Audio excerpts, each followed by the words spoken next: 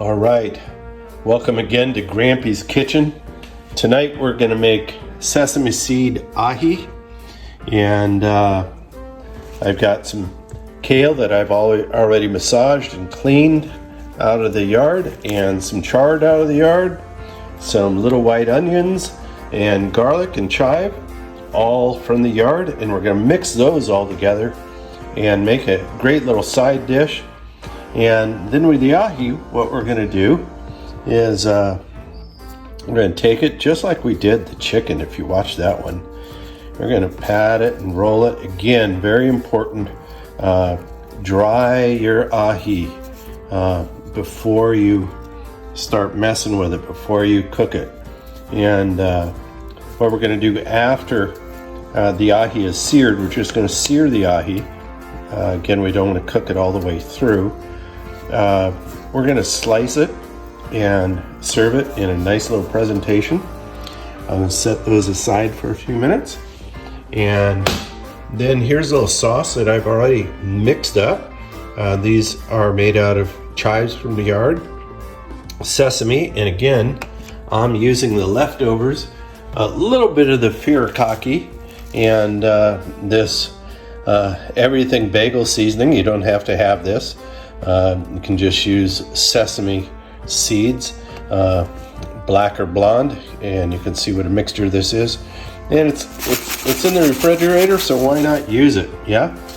Okay. So back to the sauce. This is our dipping sauce for after the ahi is cooked. I've chopped up some chives and a little bit of ginger, grated. Don't overdo it on the ginger. It's really easy to overdo it on the ginger. And sesame oil, as well as soy sauce. And I like to put a little lemon or lime juice in it just to perk it up a little bit. And we're also going to make some clams, but we'll get to that here shortly. All right, so then I'm going to take my knife and I'm going to cut this kale and the chard in a horizontal pattern, so I get kind of nice size leaves that are edible. It's going to shrink up like crazy, but some of these leaves were just absolutely monstrous. So I'm not going to chop it up into little bitty pieces, but I am going to slice it up a bit. I also think when it's all cooked, I'm going to toss in a few dried cranberries to kick it up a notch. Then what I'm going to do is make sure that I can chop up my chives, because I'm going to be throwing those in kind of at the last minute here with my chard. This is my little compost pile. I keep this thing around so stuff that falls out is no good. I just take that and that's gonna all get recycled. Same thing I'm gonna do, I'm gonna take off a little bit of this garlic.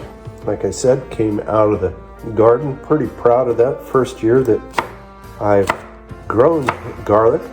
And I'm gonna slice it. I'm not gonna chop it up. I kind of want to make little chips that are gonna go in here. I'm gonna cook it up in the pan with some olive oil, along with some of this these little white onions. Aren't they great? They kind of look like garlic, but as you can see, the centers are a little bit different, and you can tell by the smell as well.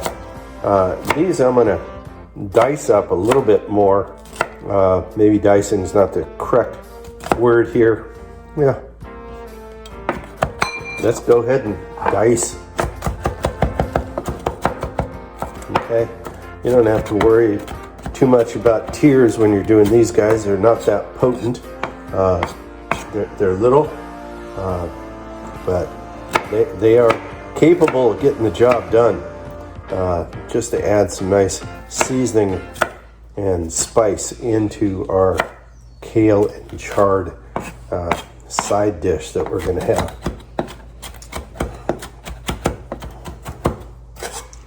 pretty much anything you can do. I think that's enough. I've got more little onions here, just like I got more garlic, but I think that's going to be plenty. Then what I'm going to do is I'm going to take some baby clams. These are Oyster Bay frozen, and you can see I'm cooking up a little bit of butter, getting that warm, and I'm going to take some of this garlic that we had sliced, and I chopped it up a little bit more. I'm going to toss that in there for a little flavor. Then I'm going to take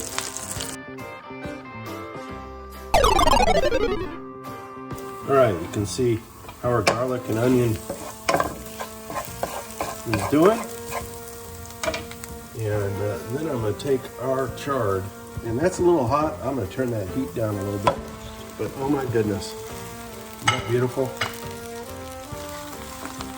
So this is the chard and kale mixed together. And that garlic and onion is going to give a nice flavor. I'm going to toss in a little of that white vinegar. It helps with the bitterness with the chard. And that's going to cook down a whole lot.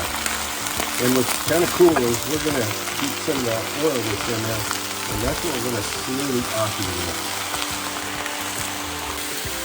You can see how that's cooked down quite a bit now. Isn't that pretty next to the clams? And this is going to be nice. And this is just enough for 2 people. Just about right. And kind of like that stuff, nice and fresh. I'm going to pop that out, put it on a plate, and I'm going to throw just a touch more oil in here, and we're going to sear that ahi. That'll be fun. Now I'm going to take some of those chives that we chopped up. I'm going to put some of them on a chard, and you know what? I'm going to throw some of those in there with those clams. Isn't that looking good? So that chives get down there and the sauce, that's going to be a nice little sauce. This stuff's looking pretty good too. All right, I've heated up this pan and I'm going to get it pretty hot, because what we're going to do is we're going to take this ahi and sear it. What do we mean by sear it? It means we're going to cook it on the outside, not cook it all the way through. I want it to be raw. Let's see. Got a little sizzle there, so that tells me we've got a decent temperature going.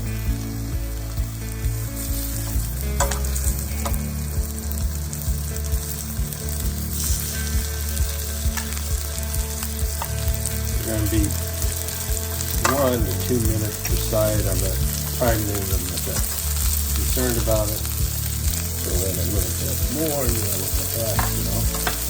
We'll sit there and I'm going to watch the color transformation just creep up from the bottom a little bit. Probably about 1/4 of an inch. Once it gets there, we'll take it, we'll flip it over.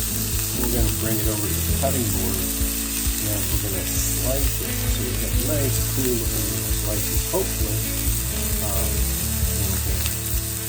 enjoy some clams, some ahi, vegetable. There you go. See what we're getting on there? Okay. That's what we're looking for.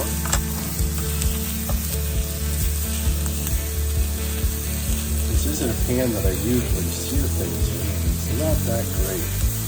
It's way better using that, I think.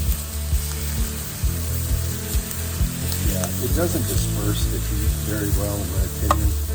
And it's kind of round in the middle. It's got a lump, so all the juices and everything run to the side. And it wasn't very helpful, but that's going to be all right. Getting a little smoke to some of the stuff around the edges. Cooking up. Not to worry.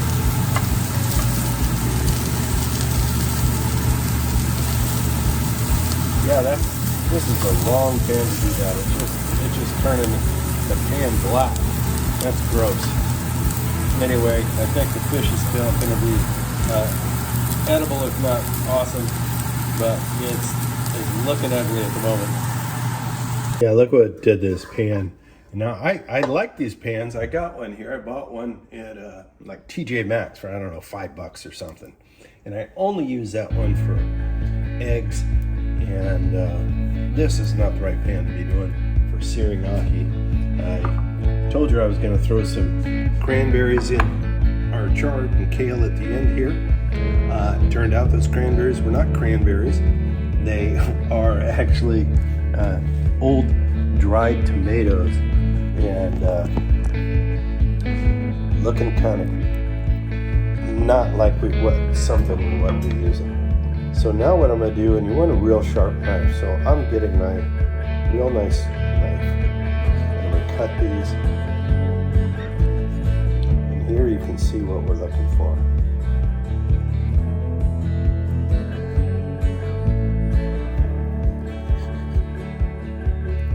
Just some nice little slices. You can see they're seared on the ends.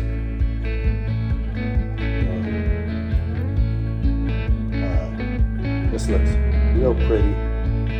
Take those, lay them out in a nice presentation on the plate. As you can see, I plated up some of our ahi as well as the chard kale.